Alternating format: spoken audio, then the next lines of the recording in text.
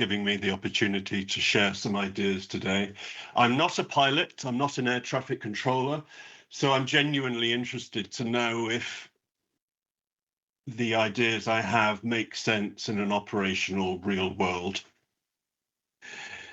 So my thinking starts with the premise that communication is a big deal, and I think most of us would instinctively agree with that, even though there's not a great deal of empirical quantitative evidence. It tends to be more anecdotal, but there were some studies carried out. One looked at 28,000 incident and accident reports in the ASRS NASA database here in the States.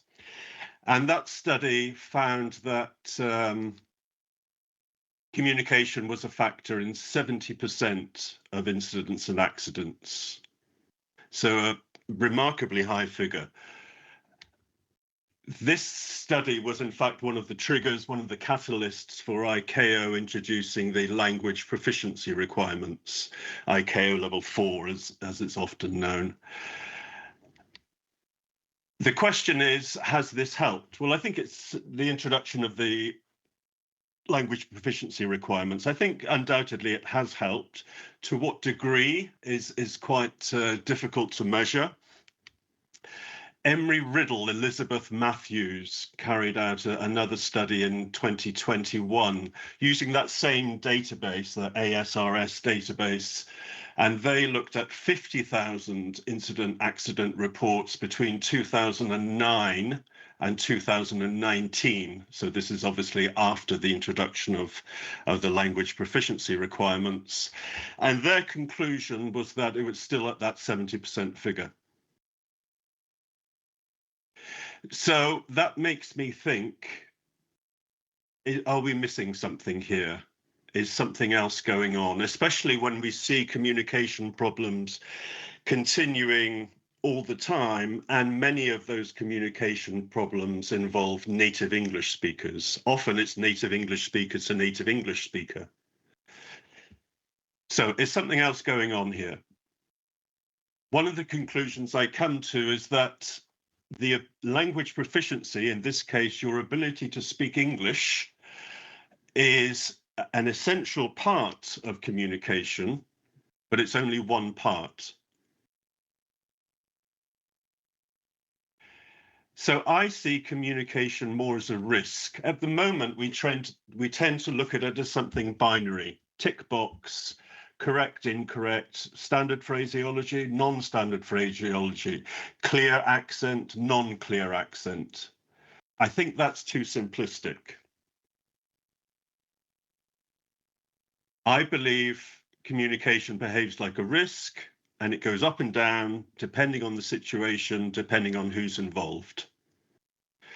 If I can try and explain with a very simple example, a controller tells a pilot to turn left. So the pilot obviously quickly comes to the conclusion that what is the controller telling me to do? He's telling me to turn left. And I'm really confident in my evaluation of that message.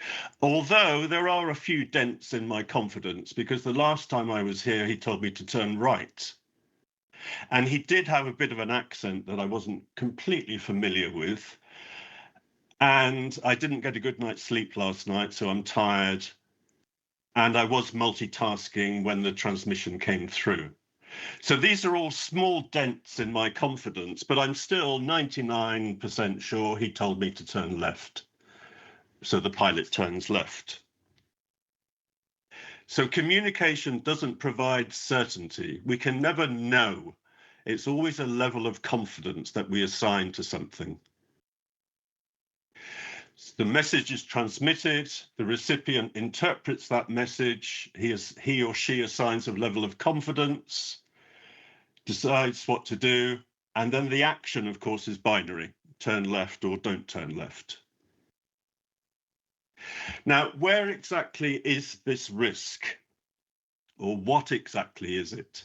I don't think it's language. I don't think it's pronunciation, standard phraseology, non-standard phraseology. These are inputs rather than outcomes. And I would argue that really we should be viewing everything through the lens of shared understanding. In my view, that's the key through which we should be assessing communication. Strong shared understanding, low risk, and the opposite, obviously. So, Rob, you asked, you said you weren't familiar with this term. I think it's because I've made it up, but it may exist already, but linguistic resolution. And by resolution, I don't mean solving the problem, resolving a misunderstanding. I mean resolution like a camera, zooming in and zooming out. And resolution is already fairly common in the world of human factors, where it generally means more resolution, more detail. But if we give too much resolution, we have overload, too little resolution, and we have confusion and ambiguity. So I think the objective of communication is to match the speaker's linguistic resolution, how much detail the speaker puts into the transmission, to match that with the listener's processing capacity, which is changing all the time. So on one side of the equation, we have the speaker. And here's our little resolution meter. Where do we sit with that? How much information do we include? How quickly do we speak? The quicker we speak, the more quickly the traffic moves, but the quicker we speak, the risk of a misunderstanding goes up. On the other side of the equation, we have the listener, who has limited processing capacity. And that will depend on the listener, and it will also depend on the situation. If the listener is using English as a second or third language, then that's obviously going to reduce capacity. If the listener is busy, if it's a non-routine situation, if he's stressed, etc. So we're trying to match the speaker's resolution with the listener's processing capacity. Now, I've been in aviation long enough to understand that meaningful change often doesn't happen quickly. And that for change to happen, you've got a better chance if you can build on existing frameworks and systems rather than destroy and build new ones. So does this idea that I'm proposing of viewing everything through the lens of shared understanding, could that work in our world? Well, if we think about evidence-based training, communication is obviously already a core competency. We already recognize the importance of communication, as well as its own competency. It also underpins several other core competencies. But I think communication doesn't guarantee shared understanding under operational pressure. Back to my idea that I think it behaves more as a risk than a binary state. What about OBs? This idea of viewing everything through the lens of shared understanding. Can we observe those behaviors? Well, I think yes, I think we can. If we think about the risks, you would look for hesitations or longer pauses, or obviously it's more difficult in a non-face-to-face environment. Over the radio, you can't see screwed up faces showing a lack of understanding. But I think we can look for behaviors that would indicate risk, and we can also look for behaviors that would stabilize and improve the situation.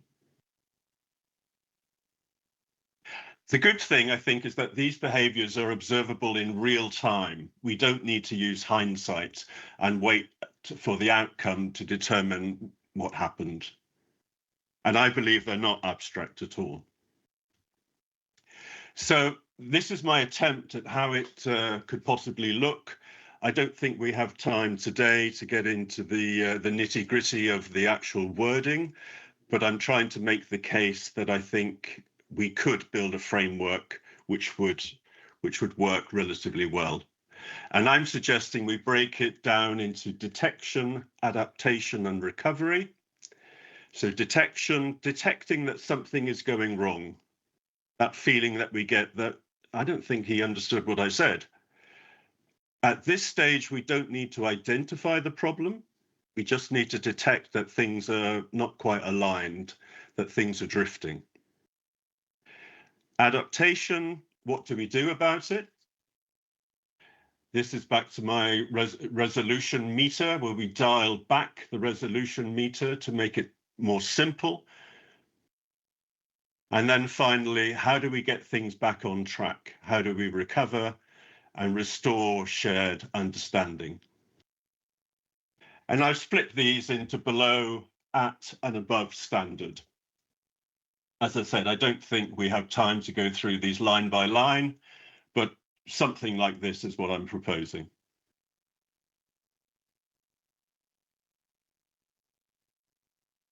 So I'm saying that language is an extremely important part of communication. The ability, in this case, it's the ability, how well do you speak English?